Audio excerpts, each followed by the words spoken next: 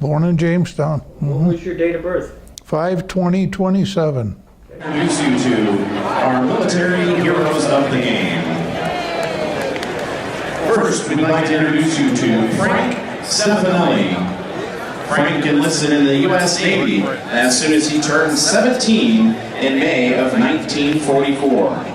After boot camp, he was sent to Rhode Island, where he was assigned to the light cruiser USS Juneau CL-119.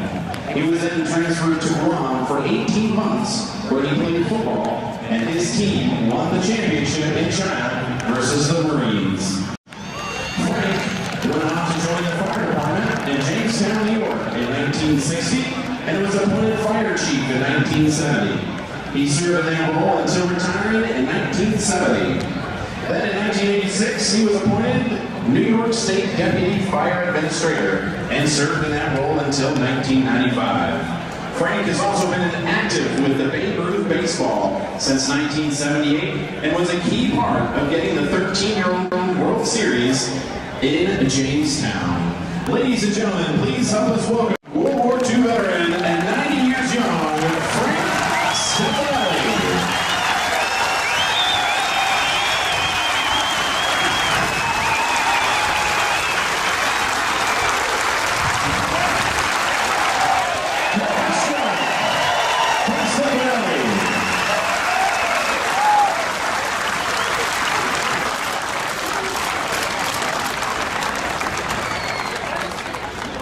Nothing beats that day at Tiger Stadium. I'd like to know who put that up. Then coming up from the stadium steps, all of a sudden there's a guy with a hat. And Yep. what was that story about? Okay, he is one of the 3 original members of the USS Juneau CL-119. 3 of us left. One in North Carolina and Mike and I. I remembered him because he was the laundryman. I still cry. Yeah. That was fabulous. It was. And we're going to meet again. December 7th, 1941, a date which will live in infamy. December 7th, 1941, we were playing touch football across the street from the college in that old field. And we were wearing shorts. A very warm day, if you recall, and the weatherman and so forth. And Andy Anderson, who lived in one of the 3 houses near the Curtis farm, his dad drove up with his car and told us that the Japanese had bombed Pearl Harbor. And within 3 weeks, the neighborhood, there was nobody, everybody went either Army or Navy or Marines. But I remember the day. I was not going to live in a trench. I wasn't going to live in the mud. I'm going to get better chow because I'm going to the Navy. And that was my one. I was 15 years old and I'm going to get drafted anyway. And I played 1 semester in school. And I said, this ain't for me, I'm going in the Navy. And my dad, he hemmed and hawed, and I said, well, if you don't, I'm going. I went to boot camp at Sampson, Naval up there. Great. Then I went to Newport, Rhode Island, and the Navy was forming a crew for the new USS Juneau. If you recall, the first Juneau was sunk in Guadalcanal with the 5 Sullivan brothers, and this was the second ship named after the capital of Alaska. I'll stop for a second. This is the second iteration of the USS Juneau, the CL-119. Right. Were you sensitive to that whole prior USS Juneau, the Sullivan story? Yes. I had read it in the newspapers, and I think that's where my mother got so excited. She says, see what happens, you know?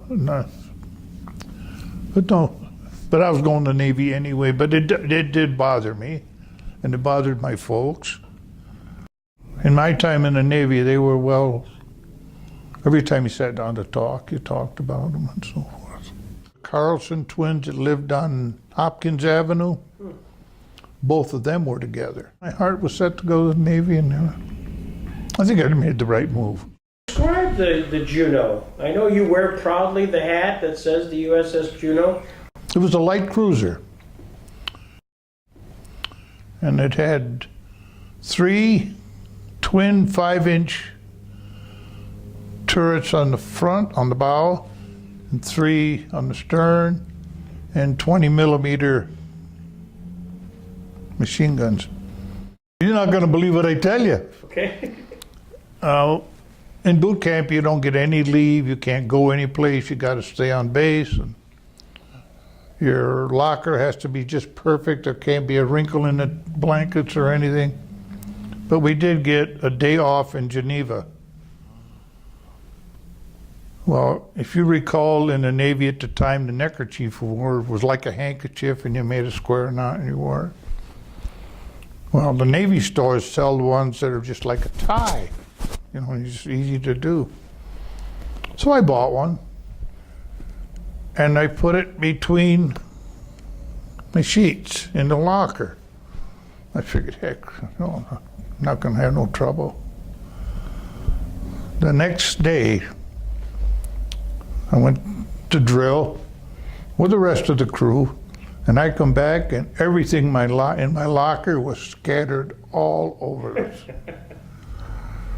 And I couldn't figure out, and I wasn't the only one. There's 4 or 5 other ones on one side of the bunk room and 4 or 5 on the other. Maybe there was 10 all told, that their lockers were just stripped.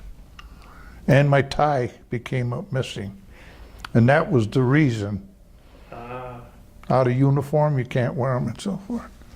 So for penalty, we scrubbed the barracks floor with hand brushes.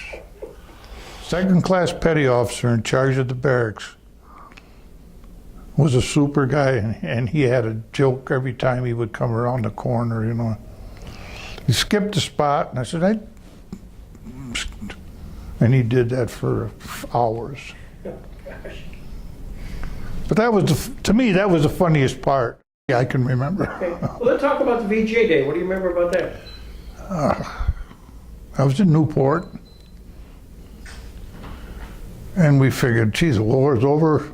We're not going to go to sea. You know, everything is going to change. And if you didn't know that VJ was there, the routine aboard stayed the same. The training was identical. There was no lapse in the service at the time. So you didn't have any celebration, didn't break out any booze or? Well, yes, we did. And we had a super captain, this fellow, his name was Captain Rose. And no matter what you did with him, the goal was to get back in port and get on liberty. That was his goal. The ship was hardly tied up, and the captain would be gone. And he was good to the crews. I was on a year. He was good. The liberties were good. Give me your best liberty story, because here you are, young and single and Navy guys with a lot of testosterone. You must have gotten yourself into rum and Coca-Cola. And a hard time crossing the airstrip to get back to the dock. That's the story of almost everywhere we went.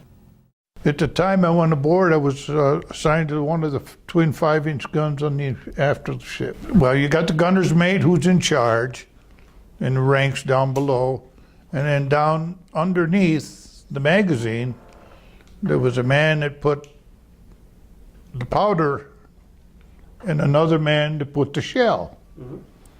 And so it was 1, 2, 3, 4. I think it was 6 of us down there. Did you do a lot of drilling? I mean, was there a lot of that? Just about every day. Is that right? Just about every day.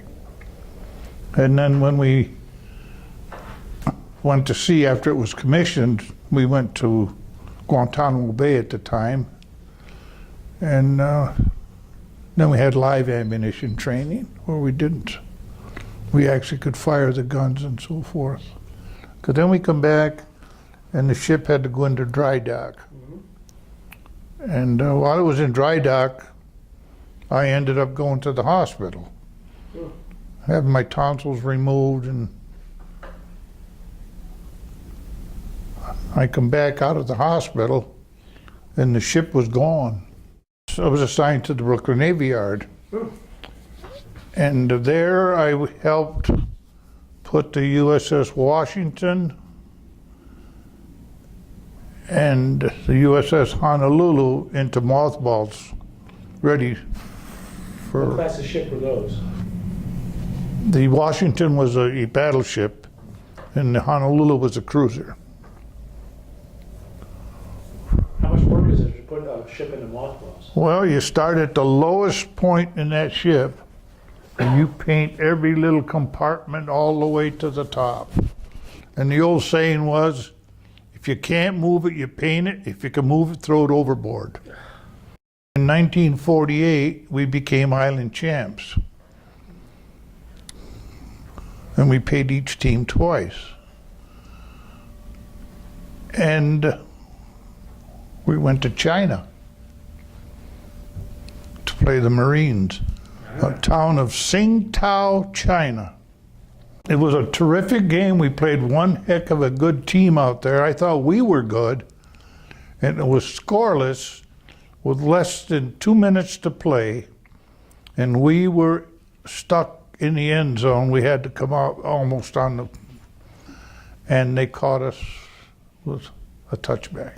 Oh, safety. Oh, With safety, with less than 2 minutes to play, so we lost 2-0. what was your duty like on Guam if you're there for 18 months? I think I had the best duty in the Navy. I really did. When I went over there, I figured, well, remodeling this place, the dry docks are busy. So I was assigned to the post office. And every morning, the second class, you'd get a truck, and he'd go down to NOB to pick up the mail. He'd bring it back, and we would sort it by barracks. That was where I started out. And then I worked my way up where I could write the money orders and work in the cage. Well, then the man in charge, who was second class, he went home. So they gave me the job of postmaster of the... Postmaster? Well, that's what they called it, you know. And I got promoted to second class. And it was wonderful. For being stuck on an island and not to sea, I enjoyed it. And we were at a party. We had some beer, we had some whiskey, we had some food, and just a regular get-together party. And I said, I can walk on water. I didn't see this coming. And I put a dress on. And I'm going to walk across this pond. Well, the story is Frank made 2 steps. You picture me coming out of the pond With a dress. with a dress and a pair of shorts. I would do it again, I think, to be honest with both of you. How would you have a dress in the Navy? How'd you get it? There's the question. I'll tell you. There's the enlisted men's club and officers club. And we met a couple of nice girls that were working on Guam, civilians, that would come to the enlisted men's club. And we met a couple of them. In fact, I got pictures at home of one that I'll show you. The kids thought I was going to marry her, but I didn't. And that's where I got the dress. So this all happened in Guam. Yes.